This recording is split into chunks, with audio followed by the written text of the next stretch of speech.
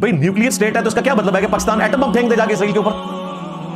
लोगों को पता नहीं क्यों नहीं समझ आती कि दुनिया में ऐसे नहीं होता भाई। अमेरिका ने एक दफा एटम बम चलाया, आज तक भुगत रहे। जापान खत्म हो गया था, आज दुनिया में 5 टॉप की इकोनॉमीज में जापान आता है, बल्कि आप समझ लें टॉप के ऊपर ही है। जापान को दोबारा खड़ा किया है अमेरिका ने पैसे देके। वो 2 एटम बम बड़े महंगे पड़े हैं अमेरिका को।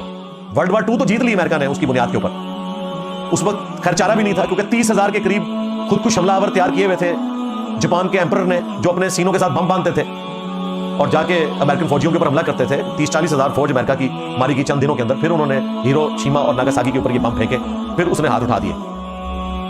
तो ये बम फेंकना कोई आसान काम नहीं है, बल्कि ये काम ही कोई नहीं है, ये सिर्फ डेटर्स के लिए होता है। ये हमारे मौलवी भी आपको पट्टी पढ़ा रहे होते हैं कि जी हाथी के दांत है, जी हाथी के दांत ही है। ये सिर्फ इसलिए होता है कि आपने डेटर्स रखनी है कि जब हम मरने के करीब होंगे ना तो अपने दिफा पे इसको चलाएंगे, बस। जंगों के लिए नहीं होता।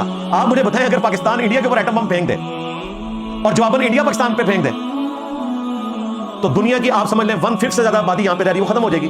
जीतेगा तो कोई नहीं, ना एटम बम चलाने वाला जीता है और ना जवाबन चलाने वाला जीता है। उस वक्त तो ये हुआ ना कि अमेरिका के पास था, बाकी किसी के पास नहीं था, तो जापान ने घुटने टेक दिए।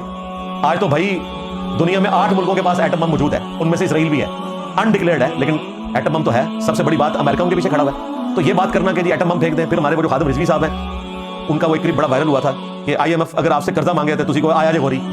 खुदा दा ना यार, कोई अकल कम लो।